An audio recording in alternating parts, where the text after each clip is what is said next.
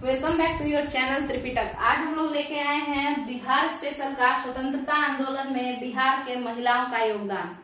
ये मॉडर्न बिहार का last topic है। इसके बाद हम लोग बिहार का ज्योग्राफी स्टार्ट करेंगे। या तो बिहार का ज्योग्राफी स्टार्ट करेंगे या फिर बिहार में जो आपका इम्पोर्टेंट प्लेस और इम्पोर्टेंट पर्सनैलिटी है उसको डिस्कस करेंगे। दोनों में से कोई एक स्टार्ट लेंगे हम। तो आपका ये लास्ट टॉपिक है, इसको ध्यान से सुनिए। रटने वाला ही टॉपिक है, कुछ खास नहीं है। शुरू करें, चलिए शुरू करते हैं। देखिएगा, पहला तो यहाँ पे हम लोग समझते हैं, ये उस समय का बात है जब वेल्स, प्रिंस ऑफ वेल्स जब यहाँ आए थे। खिलाफत आंदोलन ये सब चल रहा था ना, एनसीए मतलब नॉन कोऑपरेशन मूवमेंट यानी असहयोग आंदोलन, खिलाफत आंदोलन जब ये सब चल रहा था, तो 17 नवंबर 1921 के समय में वेल्स, प्रिंस ऑफ वेल्स जो है, वेल्स एक जगह है जहाँ के राजकुमार यहाँ आए थे। तो बहिष्कार उनका किया गया। बहिष्कार मतलब उनको बॉयकॉट किया गया, ठीक है। और उसमें जो लीड कर रही थी, बिहार में कोई लड़की अगर लीड कर रही थी तो सावित्री देवी उसको लीड कर रही थी। तो बोलिएगा कि वेल्स बहिष्कार आंदोलन को कौन लीड कर रहा था, तो आप कहेंगे कि सावित्री देवी लीड कर रही थी। इसके अलावा अगर हम आपसे बात करते हैं तो 1942 का जो जमाना है, 1942 का जमाना है, क्विट इंडिया मूवमेंट का जमाना है, भारत छोड़ो आंदोलन का जमाना है। उस समय पूरा पैसा इकट्ठा किया गया और पैसा से फिर हुआ कि भाई कुछ काम किया जाए। तो चरखा समिति, ये चरखा समिति जो बना है, देखिए एक सेकेंड, पैसा इकट्ठा इस समय नहीं हुआ है, आइए जरा देखिए। 1920 ईस्वी का जमाना था।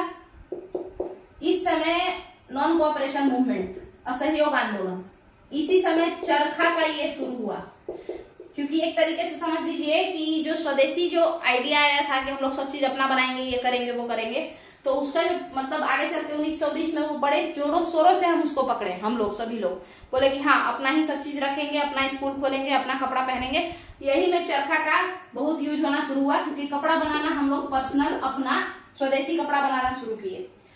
इसी पे कुछ लोग, कुछ महिलाएं क्या की, क्योंकि ये काम ज्यादातर महिला कर सकती है, तो इसी वजह से तो कुछ महिलाएं, जिसमें आपका नाम है सीसी दास, गौरी दास और उर्मिला दास।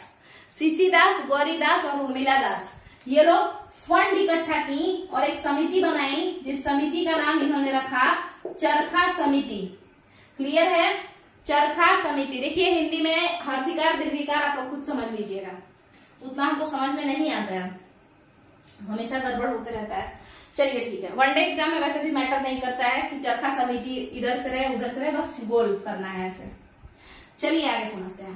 तो यहाँ पे क्या है, 1920 में बना ये चरखा समिति। बनाने वाली कौन थी, तो सीसी दास, गौरी दास और उर्मिला दास। चरखा बनाने के लिए फंड इकट्ठा हुआ, एक समिति बनाया गया जिसमें सारी चरखा बनाने सूत काटने वाली महिलाओं को जोड़ा गया, एक तरीके से समझ लीजिए। तो ये चरखा समिति सिर्फ 1920 के आंदोलन में ही नहीं, बल्कि 1942 के भारत छोड़ो आंदोलन में भी बहुत ज्यादा सक्रिय रही, एक्टिव रहा लोग, ठीक है। चरखा समिति वाले लोग 1942 के क्विट इंडिया मूवमेंट में भी बहुत ज्यादा एक्टिव रही है लोग, ठीक है। ये आपका क्लियर हो गया। इसके बाद आप लोग यहाँ आइएगा, थोड़ा इसको समझते हैं। 1921 के समय में, 1921 के समय में हम लोग देखते हैं कि 2-4 कोष बनाया जाता है, फंड बनाया जाता है। तो यहाँ देखिएगा, एक तो देश बंधु कोष, चितरंजन दास का नाम लेकर के वहां पे एक फंड बनाया जाता है। और बेसिकली एक और तिलक स्वराज फंड,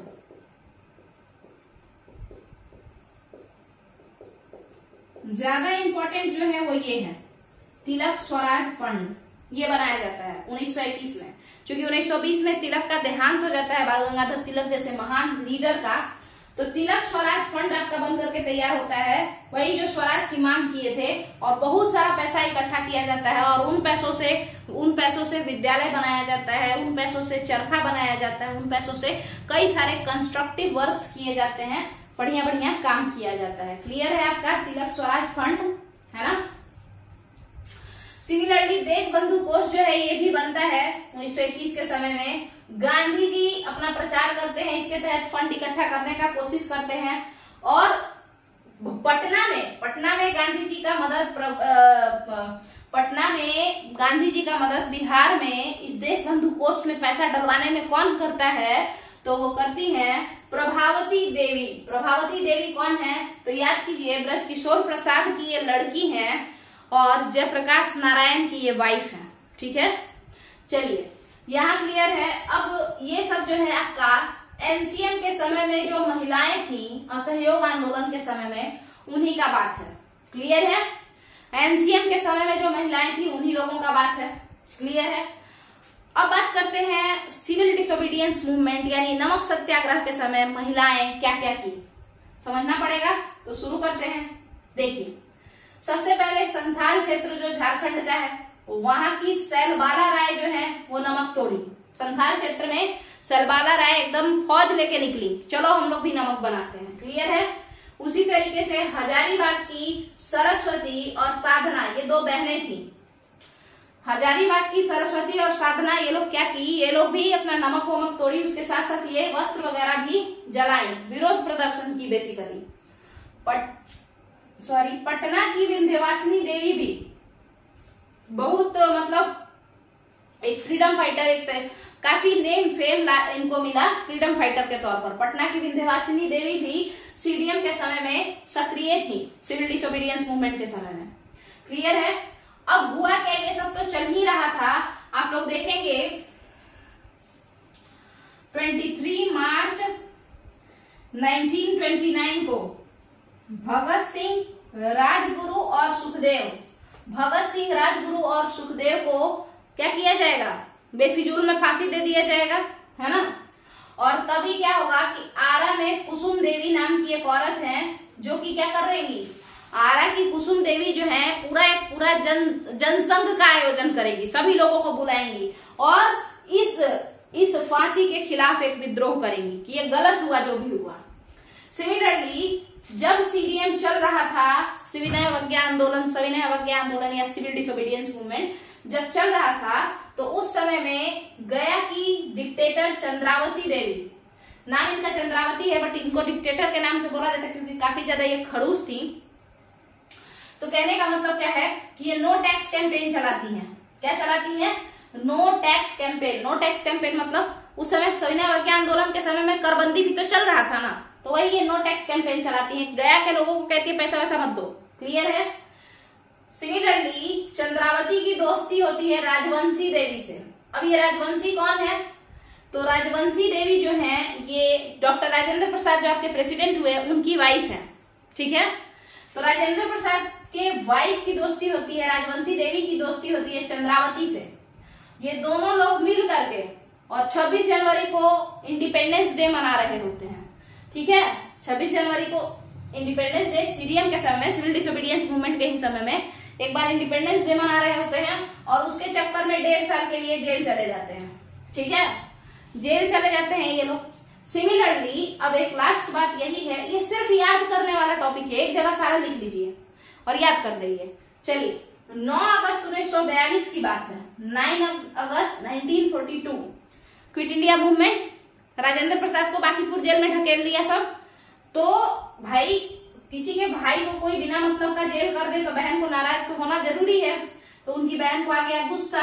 राजेंद्र प्रसाद की बहन है ये भगवती देवी।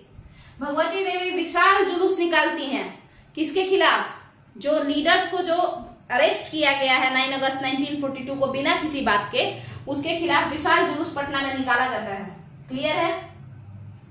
इसके बाद हम देखते हैं कि उसके 10 दिन बाद छपरा में, क्योंकि छपरा के ही ज्यादातर लीडर हैं, बेसिकली राजेंद्र प्रसाद छपरा के ही हैं, तो छपरा में एक छपरा जनसभा होता है, मतलब आयोजन, जैसे आरा की कुसुम देवी करती है ना एक आयोजन भगत सिंह, राजगुरु, सुखदेव के फांसी लगने पे, वैसे ही आफ्टर जो ये लोग पकड़े जाते हैं, है ना, आफ्टर यहाँ पे 9 अगस्त 1942 के बाद after the arrest of doctor Rajendra Prasad, president Rajendra Prasad जो बाद में बनेंगे, तो उनके लिए ही उन्हीं के लिए, सिर्फ उन्हीं के लिए नहीं, बाकी भी अच्छे अच्छे जो भी लीडर हैं सबको मिला करके छपरा जनसभा का आयोजन होता है। विरोध किया जाता है कि भाई इन लोगों को नहीं पकड़ना चाहिए, ये गलत बात है। और 19 अगस्त 1942 को, पकड़ाने के 10 दिन बाद 19 अगस्त 1942 को छपरा में एक जनसभा का आयोजन होता है और इस जनसभा का नेतृत्व करती हैं शांति देवी।